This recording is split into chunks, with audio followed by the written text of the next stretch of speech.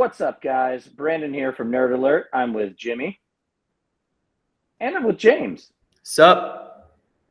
And as we continue our little spooky season lists here, this one we're kind of tying in together. We're going to talk about our family-friendly favorite movies. And while we're at it, if anybody wants to mention their favorite Halloween candy, mine would be Butterfinger. Butterfingers are always first to go. And then anything Reese's. That's typically like what I'm digging around in. Yeah, when you make your separation of the piles of the candy you have, mine was definitely Reese's Buttercup was number one. Kit Kat was the second pile. And James recently found out about this one. I'll be curious to see if you ever heard of it. I'm shocked I was able to find it recently. Bar None. I absolutely loved that bar. They don't really make it anymore. Found it at a nerd store in Medina, Ohio recently, and I was like, oh my god, I can't believe they have it. Shout out to Sweets and Geeks for that one. Yeah, love Bar None. James, your favorite candy? I gotta say a toss up between Jolly Ranchers and Kit Kats. If you give me either of those, I am your friend forever. I feel like if we had a bag, we could all split this evenly and all get out happy. But here's the thing. With the family-friendly movies, I am most excited to see James pick because every category, James has bent the rules to meet his criteria for the movie he wants to shout out. And I'm interested to see what James finds to be family-friendly. Texas Chainsaw Massacre. Yeah, it's a family movie. It is. Family. It's about a family. It's a wholesome movie where they come together. Like I fucking knew it. Friday the 13th. Gonna get some bullshit. Friday the 13th is about a mother who loves her son. I knew it. I knew this was coming up. I fucking knew something was coming up. This is what he does at college. He just sits there and he's like, "How can I come up with little? Well, actually, I'm going to drive the old generations nuts. Here we go." All right, Jake, start it off. Let's see. Yeah, he's just here to troll. What's your favorite family-friendly? All right, so this one does require maybe not little kids, but it's never gory enough to be an issue. I'd say A Quiet Place is a decent like. If you're, this is what I'm telling you. I watched it with my family. First person to die is a kid. Child. Not even a kid, a child. No, guys, Hereditary. It's about a family. Oh, no, God, let me. I knew this was coming. I'm kidding. I'm kidding. All right. I'm gonna jump in. Kidding. Yeah. I'm kidding. I'm gonna jump in with Coraline. He rips up his whole list. I'm just kidding, guys. That was just joking around. I'll start over from the beginning. I'm gonna Coraline. jump in. Yes.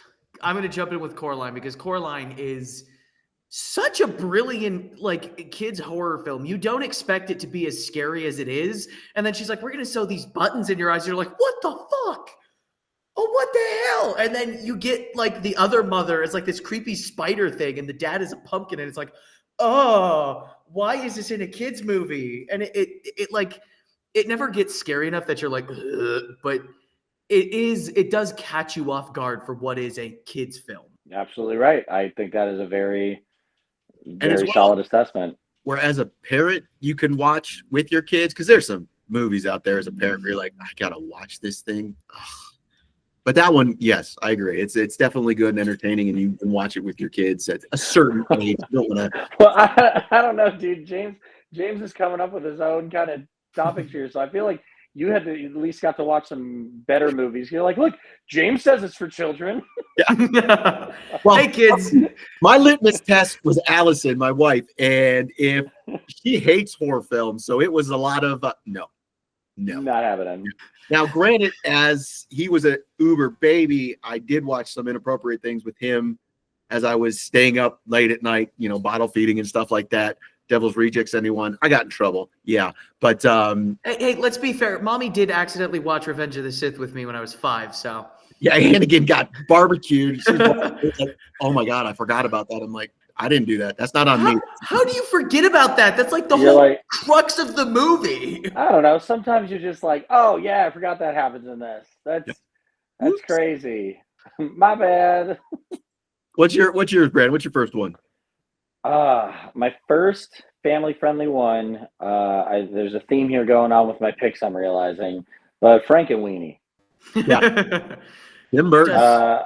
I really do think like Frankenstein's my all-time favorite monster movie, and that has influenced a lot of my picks like in horror. But that was just such a fun one, and as somebody who is a dog owner, anytime I finish that movie, I just hug my animals the whole time because it's just so wholesome and happy at the end of it. But I love that movie. I love the aesthetics of it, the stop motion animation. It was, I don't know if people are tired of Tim Burton and his style nowadays, but it was early on in his career, especially the short, where it was like, wow, this is stuff we've never seen before. Unless you grew up in the 80s with Black Cauldron, you're like, that freaks me the fuck out, Disney. But it was really cool to see that movie, and you really got a different look at stop motion animation. It wasn't the Harryhausen, which I'm not saying is bad. It was just different. It was really cool. I totally agree with that one. I love that one. That's good. I'm going to go away from the horror of my son and do a Charlie Brown Halloween. That to me is classic. The old pumpkin patch with Linus and the Great Pumpkin. Like we watch that every year. It has to be done. It's so, and the way Sally comes to his rescue and Charlie Brown just, I mean, literally no luck. I got a rock. I got a rock. And his ghost costume because he's such a moron. And Snoopy and the Red Baron. It's just wholesome. It's not scary at all. Literally anybody of all ages can watch. And what's sad kind of is hard to find nowadays sometimes. I think it was on Apple most recently because I think they got the rights to Peanuts, but it's just a movie that you have to see as a family. It's highly entertaining. I love that. Unless you're smart and you own your physical media. That is true. I remember when it went to Apple and everyone's like, I got an Apple Plus, and I'm like, ha ha ha, laughs the man with the DVD collection. But I don't think you can do any holiday. Like October to December is impossible to do without Peanuts in some way, shape, or form. So that is I will watch the Thanksgiving one, I will watch the Christmas ones, and I always watch the Halloween ones as well. That's a very solid classic pick there. I absolutely love whipping out I got a rock at people, especially at my friend who is studying environmental engineering and is studying geology. So it is so much fun to point at him and go like, he got a rock. He probably actually likes it, huh? He's like, I do have a rock. This is what I'm here for. It's super cool. I have so many rocks. Have you seen all my rocks? Yeah. So that's. I'll be honest, Brandon. I'm kind of looking forward to what James's next pick was, just because they're so entertainingly not. That's what I'm saying. Like that's what I'm saying. Just how are we twisting the family friendly? You'll be disappointed because I'm actually making a good choice. For my second one, I gotta go with Teen Wolf. Michael J. Fox is a teen werewolf, and it's stupid, it's funny, it's worth watching. That might be the definition of the 80s. Like, who the hell came up with this idea that a werewolf who happens to go to high school and so much fun, it's so much fun. It's so stupid. It's just like it's exactly what like you see in a show where they make fun of something from the 80s, but like that movie fucking kicks ass. Don't come at me about Teen Wolf. It skips generations. Well, I thought it was. Okay. And God, I like the scene where he's just on the truck. Oh, it's great. It's just brilliant. It's a stupid 80s like heartfelt comedy, and it's just stupid fun. What I love is there's a sequel. And thank God Jason Bateman has become a well-known actor because he stars in that one. It's like, what the hell? Why did you make a sequel to this movie? There it is.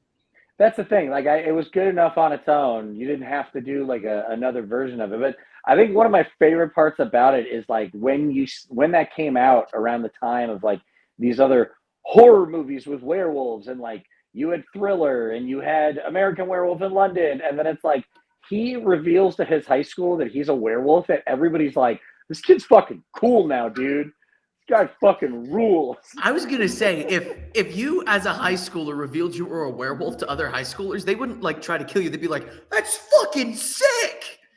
Like, hell yeah, dude. Yeah, okay, James. I didn't think of that one at all. I'm impressed. I am. There's still time. He still has something up his sleeve. Look at him. Most definitely. What's your second one, Brandon? This one I'm probably gonna have to go with. You know what? I like a lot of the Disney Halloween movies because they're just classic. And Halloween Town is up there, and I like that whole franchise. But the one that I feel like gets the least amount of love is the original Under Wraps. I don't know that one. So Under Wraps was basically they find a mummy in the neighbor's house, and Nice. they have to, they're trying to release it from the curse or whatever. I don't know. It's a goofy, fun Disney movie. I loved Halloween Town. I love Hocus Pocus, but Under Wraps was always the one that I felt was like brushed by the wayside. So that would be one of my second picks. It's fun and like I don't know. I like when you can do wholesome Halloween, but I think it's harder to do. But this was just a fun little kids movie that I always liked growing up.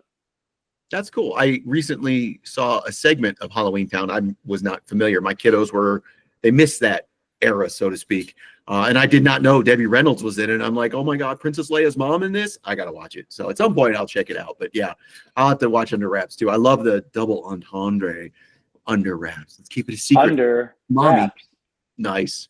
I like Well, that. they made a newer version, and I don't even know that the older version is on Disney Plus. I'll have to look that up, and I'm not sure why. But oh man, you would recognize the kid. I'll look it up and tell you. But yeah, it I'll look was. him Yeah, Disney. I love Disney. I'm not really knocking Disney, but there are some things that are Disney originals that aren't on Disney Plus that is so disappointing. Condor Man and but Fuzz Bucket is on there. yeah, that's so weird. There's an old math cartoon when Disney would do like those like infomercial things or whatever that literally has like a Nazi scientist from Germany that we brought home after World War II, and after like 20 years, we're just like, oh look, this German scientist is going to teach children math on a Disney segment. They do. Wow, Look it up, this James. is. Look it up later. It's fucked up. This cast. It's got Patrick Starr, the voice of Patrick Starr, Bill Yep. Fagerbake. That's funny. Wow. That's the mummy, I believe. That makes sense. He's big and tall and Yeah. skinny. No, Yeah. I'm the mummy. Mummy. Interesting. I'll have to check that one out.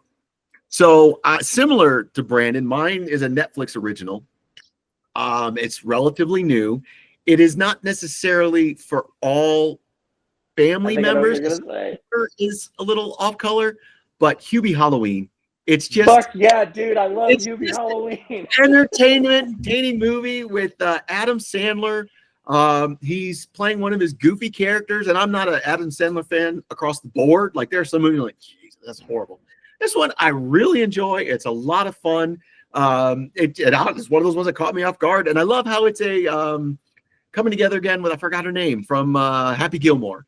That they're back together again in this movie, and that was his crush, the woman from Modern Family. Yeah, I can't remember. Well, if you remember at the beginning, it's Ben Stiller as the orderly from Happy Gilmore, so it's an in-universe Sandlerverse movie. But I love Hubie Halloween, dude. And you got his regulars, Kevin James and Steve Buscemi. God, what's his name? Tim Meadows.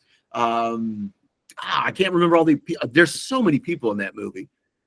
It's just so stupid. It's fun. It's so stupid. It's so stupid. It is. It's fun. I love that movie, dude. That's a great pick. As soon as you said it, I was like, I hope he says Hubie Halloween, dude. And what's cool is it came out to 2020 as we're kind of the COVID thing was going on, and it was like we needed something just stupid, and that was stupid. I love when he yells at any of the children in costumes because they scared the shit out of him. And it's stupid thermos that does literally everything. Anytime, yeah. Like, what the hell? It was Julie Bowen is the actress. I forgot Ray Liotta when I watched it again this year. I'm like, oh man, I forgot Ray Liotta was in it. Maya Rudolph.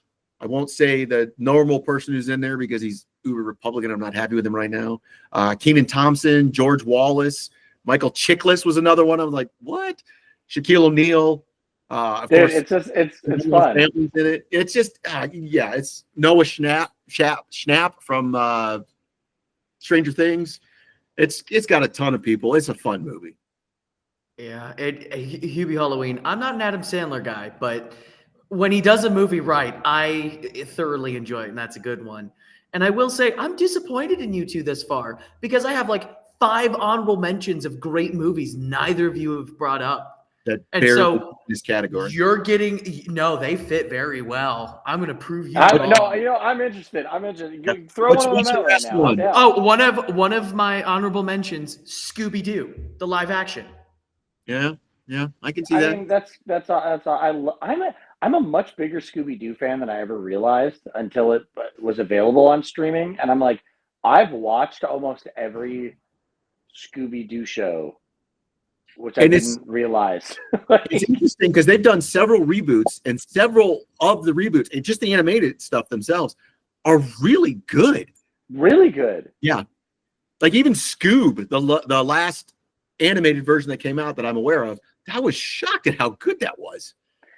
I like that, but I was disappointed when it came out because I love Will Forte, who plays Shaggy, but I guess Matthew Lillard said he wasn't even asked to do it, which was disappointing to hear because I think he is just the greatest Shaggy.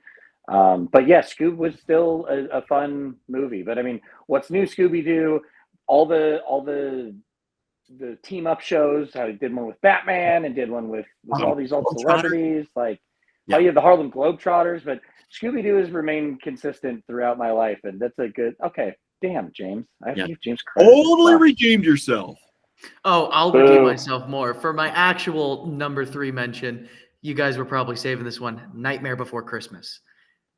I wasn't going to include that one, but yeah, I dig it. Now, do you view it as more of a Halloween movie than a Christmas movie, or do you play it at both months? Both. Because I mean, the first half takes place. Well, no, I mean, why limit yourself? Yeah, very true. Why limit yourself? Argument is that it takes place after Halloween, so you're catching the end of Halloween. Okay, but it's taking over. set in a place called Halloween Town. Yeah, very true. I will say I'm okay with it any month because when we do, I love horror and I love that we get to do this in October. But like, I'm a sucker for Christmas. It maybe is my favorite holiday. I'm excited for us to do some Christmas content with that. So I'm okay with jumping on Christmas a little bit early. Like you could watch Nightmare Before Christmas in October, and then I'm just like, oh, cool, I got this to look forward to. Yeah, that's another great one with the stop motion animation. If you ever watched the behind the scenes of how they did that, they took a huge giant leap in technology of how they were doing it and the intricacies, and it is so good. I mean, it stands up, 20, 30 years later, it is still so good. I think that's another one too. Like that was a box office flop, and when I was in high school is when people really started like glomming back onto it, and now it's an attraction for 3 months out of the year at Disneyland, whereas originally it was just like this, like kind of too creepy to be Disney, but still a Disney property. And then, as my generation was started getting older, it was like, no, we like the kind of weird, scary stuff. So yeah, that movie is another one that just like when it came out, I bet Disney was like, we'll never show this again. For any reason. Yeah, no, that was Black Cauldron. Something look at this way comes. Yeah. What's your next one, Brandon? I'm probably gonna have to go